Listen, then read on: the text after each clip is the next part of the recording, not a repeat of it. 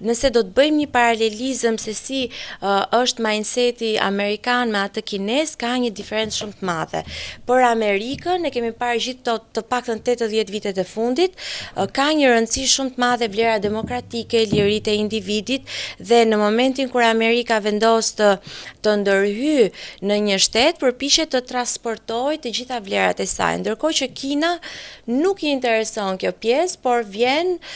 me lonset e veta, pra me ato huat e mëdha që i ofron këtyre vendeve për turim më këmbur, nuk i intereson fare, le të themi, transportimi i vlerave, qofshin këto liritë themelore apo çfarëdo lloj. Në këtë sens Trumpi